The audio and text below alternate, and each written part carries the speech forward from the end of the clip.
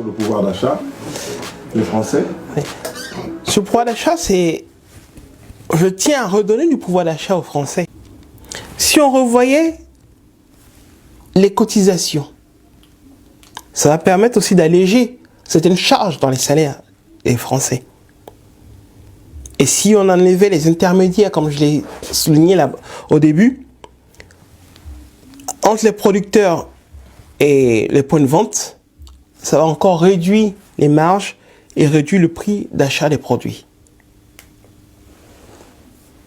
Donc c'est pour ça que je veux me battre avec vous pour votre pouvoir d'achat.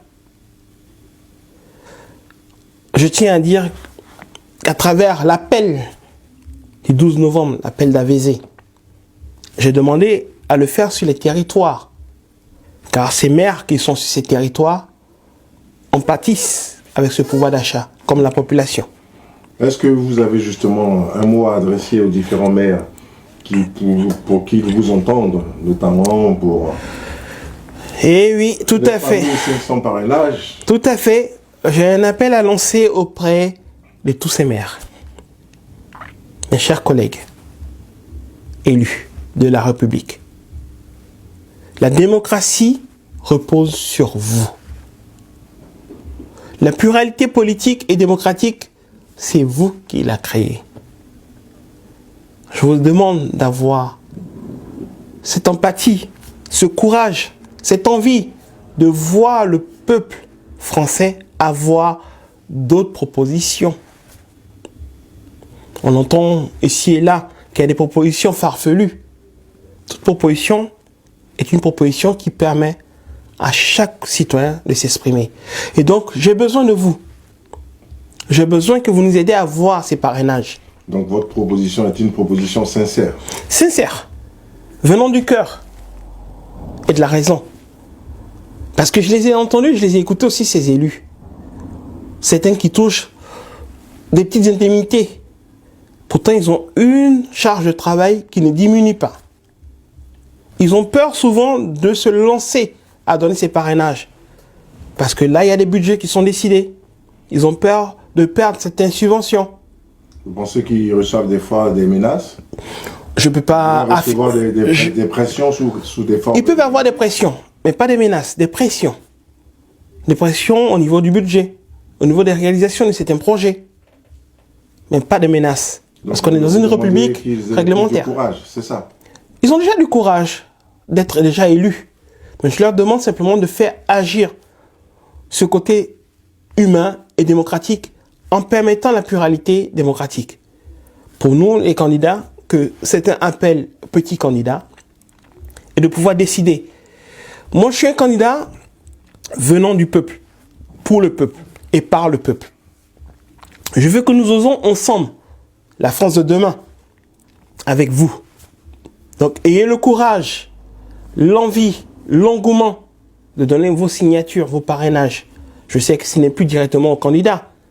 Vous donnez que des promesses de parrainage aux candidats. Mais s'il vous plaît, aidez-nous à pouvoir donner un échange et une nouvelle vision à la France. Donc vous lancez un appel aux maires. Je lance cet appel aux maires, aux différents maires de toutes les régions. Tous les maires de France. À tous les maires de France, à tous les élus de la République, en gros. Okay. Aidez-nous à pouvoir participer en 2022 à cette élection républicaine. Ok, on l'aura bien compris concernant cet appel. Nous allons aller aborder des thèmes un peu plus légers. Alors, quel est le quotidien de M. Totui quand il se réveille, il se lève? C'est quoi son quotidien? Quand je me réveille, dommage, je ne me regarde pas dans le miroir en disant que oui, je serai président. Avant tout, je me lève, je vais voir mes enfants pour voir s'ils ont bien dormi. Je leur fais des câlins, comme tout bon père. Et ensuite, je prépare leur petit déjeuner pour les préparer pour aller à l'école, avec mon épouse, bien sûr. Ensuite, je regarde l'actualité pour pouvoir m'informer, pour pouvoir voir ce qui se passe. Et après, je descends, les accompagner à l'école. Et je discute avec les commerçants, les passants, les parents qui vont aussi à l'école déposer leurs enfants. Après cela, je reviens retravailler mes dossiers. Et les soirs, je donne du temps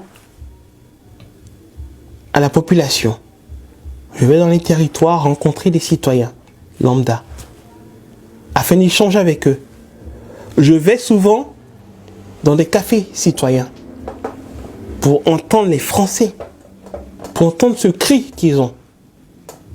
Donc effectivement... Vous ne rentrez pas à midi chez vous pour un repas? Non, je rentre pas à midi chez moi pour un repas. Souvent je mange sous le coude dans des restaurants, dans des bars, ou bien souvent je mange presque pas, parce que je préfère être sur le terrain, toujours en activité, toujours à l'écoute, toujours au travail. À l'écoute des Français. À l'écoute des Français et des Françaises. Parce que avant tout, c'est eux qui me motivent encore à plus m'impliquer dans la politique et dans le service du quotidien des Français. Donc je suis totalement à leur disposition. D'accord. Vous avez des journées aussi, vous faites un peu de sport?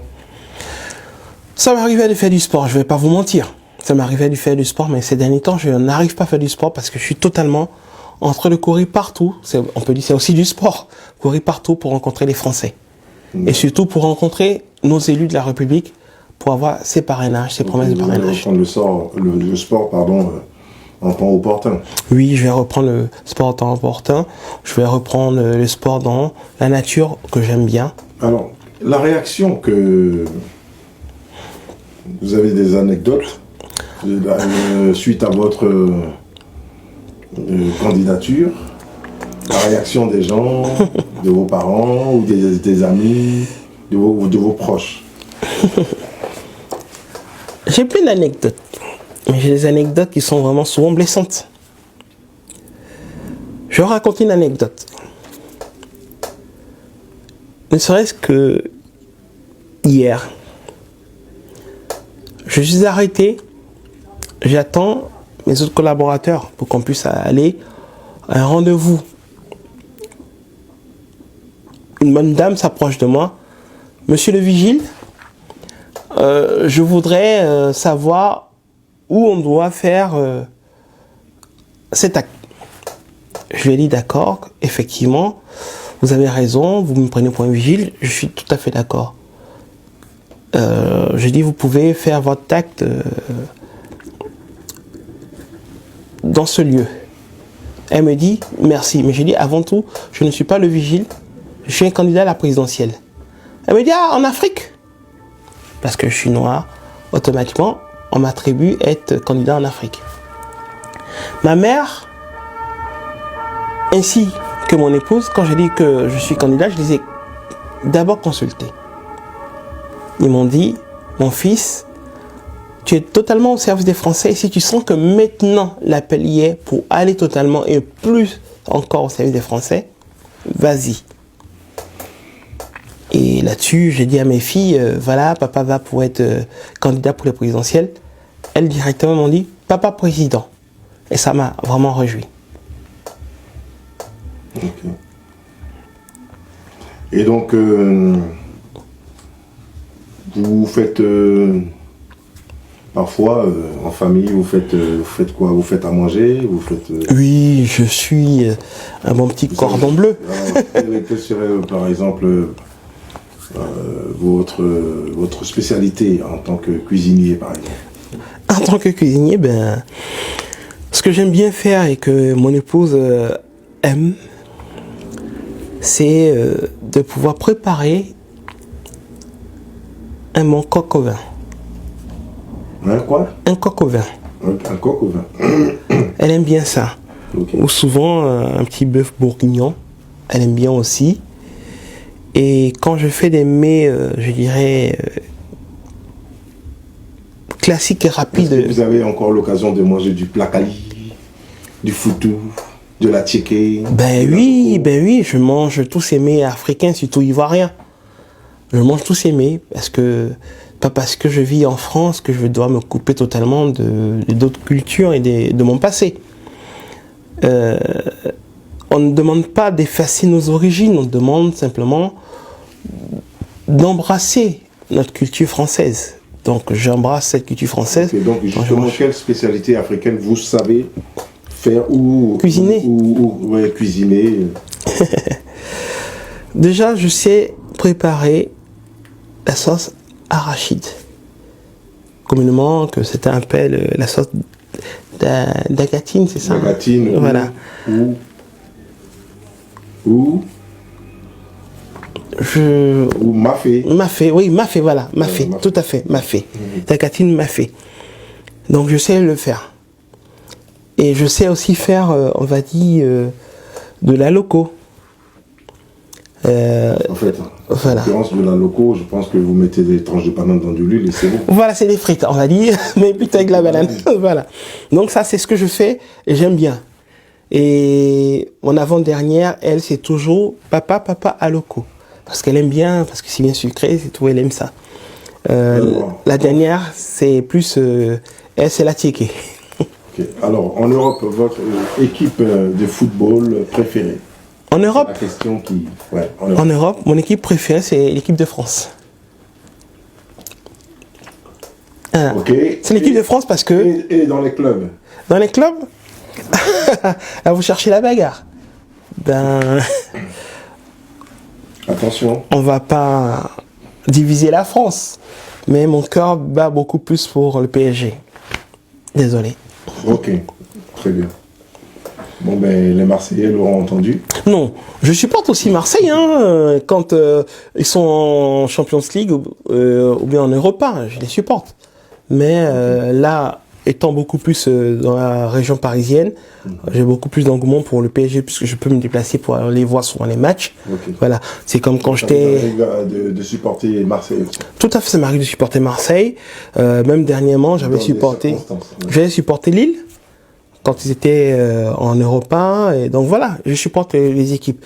Mais les équipes que j'aime bien supporter, que j'invite nos concitoyens à aussi aller à ces matchs, à les aider, c'est les équipes féminines. Parce que beaucoup de supporters ne vont pas à ces matchs. Or, c'est des très beaux matchs. Je vous conseille d'aller. Ok, très bien. Nous arrivons à la fin de notre entretien. Oui. Quel dernier mot pouvez-vous adresser aux Français? Merci de me permettre de m'entretenir avec les Français. Merci pour toutes ces questions. À travers toutes ces questions qui ont été posées, vous avez vu à peu près ce que je propose aux concitoyens. Vous savez, je suis tout tué. Je vous ai entendu, je vous ai compris. J'ai entendu ce cri de cœur que vous avez émis. Vous avez marre de ces professionnels de la politique qui ne vous écoutent plus, qui vous utilisent en période électorale et après, ils deviennent amnésiques. Je voudrais vous demander d'œuvrer avec moi, de participer à cette construction de la France à travers un système qui est adaptable et qui est à votre portée, la démocratie participative. À travers la cohésion nationale que nous allons mettre en place, nous allons participer ensemble à cette démocratie participative.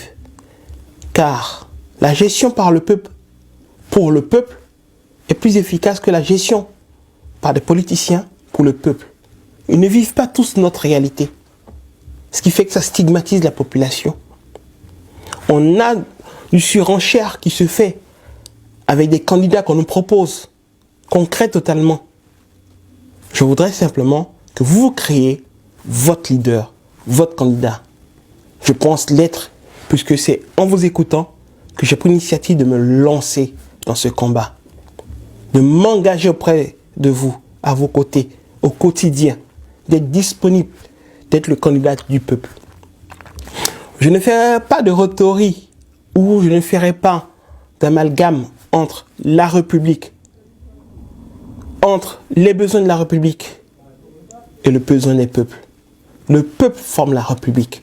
Le gouvernement est là pour pouvoir gouverner et permettre au peuple d'avoir des actions. Si je suis président, je demanderai au ministre d'être proche du peuple et non d'être dans les postes de téléviseurs pour pouvoir expliquer leur plan. Ou d'être simplement dans leur bureau pour dire oui, on écoute les Français. Non, d'être sur le terrain pour écouter les Français. De laisser la télévision aux porte-parole des ministères. De laisser les professionnels travailler dans leur domaine. Et moi, je me ferai le VRP. J'irai voir chaque Français à chaque fois.